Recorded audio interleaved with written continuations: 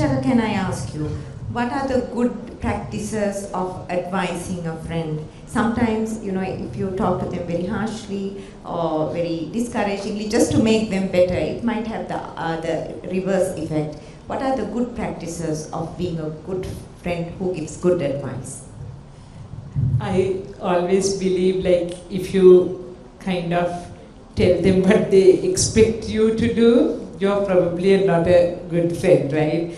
As a good friend, what you should do is critically evaluate it. As Piyush said, quite often among friends, we know the truth. We know what led to a situation, even if it is a bad situation.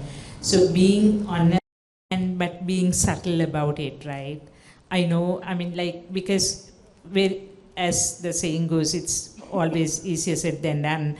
So you need to be mindful of what the friend is going through, but yet though subtle, be frank. So I always start saying, I know this is not what you want to hear, but I believe, because later on when you contemplate on it, when you reflect on it, you realize that, oh, this is the best advice I have got, right? So be honest, be truthful. Piyusha, so I wanted to ask you, now there's a lot of thought and lot of conviction about unconditional friendships.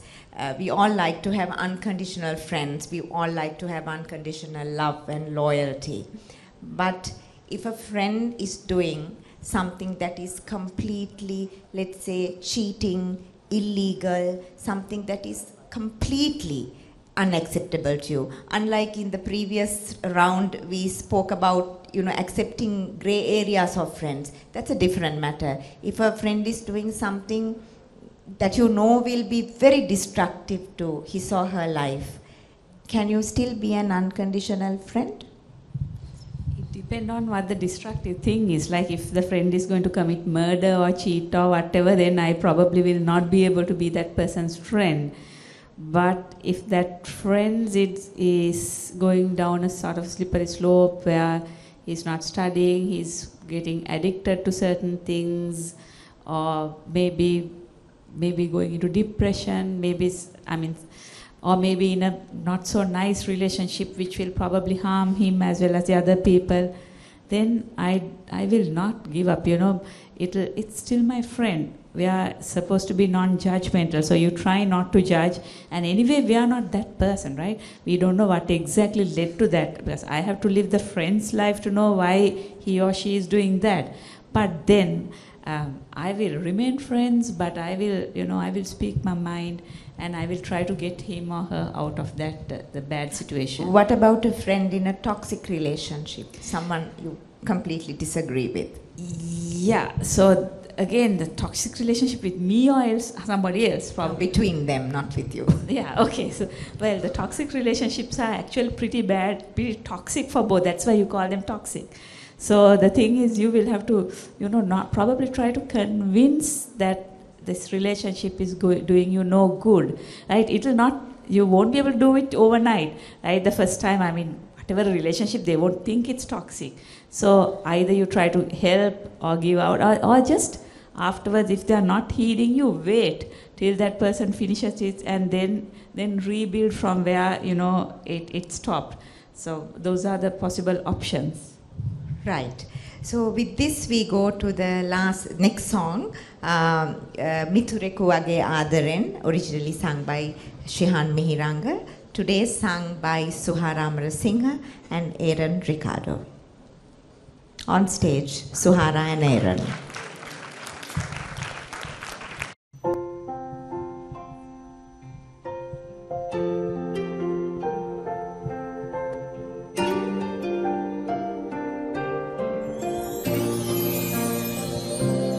මිතුරකු වාගේ ආදරේ තව කෙක් දේදෝ සංසාරේ ලං වෙලා හිත් හදනා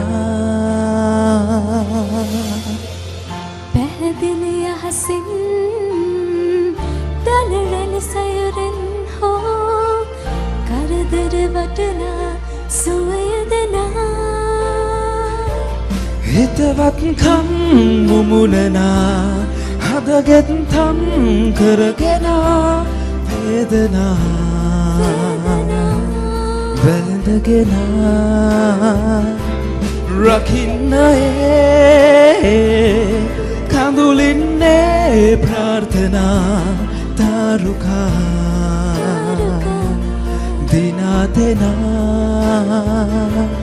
ගායනා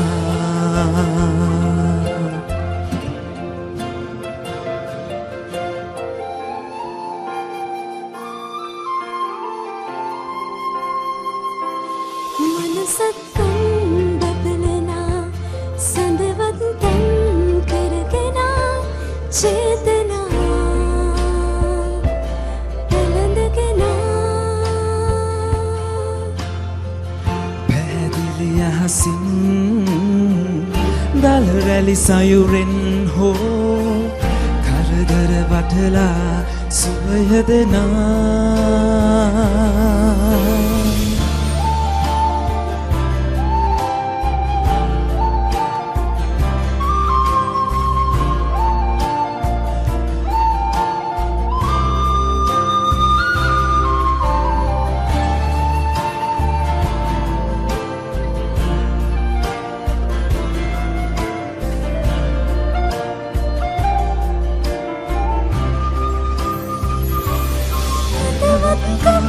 මුමුණනා හදගෙත්තම් කරගෙන වේදනා වැළඳගෙන රකින්නයේ කඳුලින්නේ ප්‍රාර්ථනා තාරුකා දිනාදෙනා ගායනා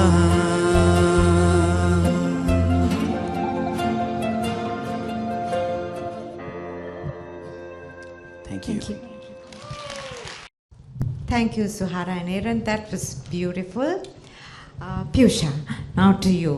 All this sounds very nice, very beautiful, very idealistic. She says, I will even move the stars or the moon for you, my friend. Is friendship this idealistic? Can you sometimes feel jealous of friends? Part friend, part enemy, kind of a frenemy? Well, we are all humans, right? So therefore, obviously, all sorts of emotions will go through us, and it will not be like this always. You are right. Say now for a group of friends studying together, and then you suddenly find when the exam is done, 3 of you have done brilliantly, and one has probably failed. So what does that particular friend feel? Probably feeling sad, or maybe feeling maybe they kept something from me. We were all studying together.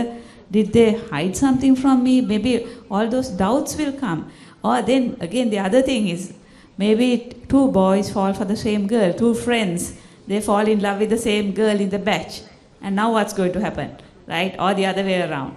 So are they going to remain the same friends? We are very happy we got the same girl. Probably not, because again then you will feel jealous, you'll feel angry, and they might fall apart at that point. Or again the other thing is you might you'll be very good friends with somebody, sharing everything, and then you suddenly hear or find that some bad thing was done by probably that person, started by that person, said by that person, right? So all those things, I mean, you're not supposed to believe everything you hear, but then in a moment, the moment you hear, you might get unhappy, sad, jealous, angry. All those emotions will go through. So it's not an ideal thing. We are not ideal people. We are normal human beings. And also, just to clarify from you, now when things like this happen, that sort of affect friendship, you don't become a total enemy. That is for very small children or very immature people.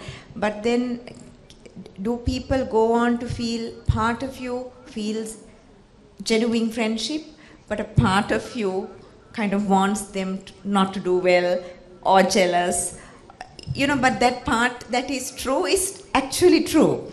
But that part that is jealous or angry is also true. How do you manage it? Well, now let me see, how do I manage? Well, I'm just thinking of situations like that. I can't really recall because I'm now quite old, because all these sort of feelings, they come when you are young. When you are old, you really generally expect to, you accept things, and then it's not like that. You are not judgmental, you just accept mostly, and then you are strong. But when you are young, I suppose you will have to still think about it's just one incident or one thing or whatever thing that's happened. But why did you become friends in the first place? What are the strong things that, the mutual things that connect you, they help each other? I mean, what has the friend done to you? What have you given the friend? So all those things will matter, and usually if you give little time heals lots of these things. So I think it's wise to wait if you can, and get help from somebody else if you can.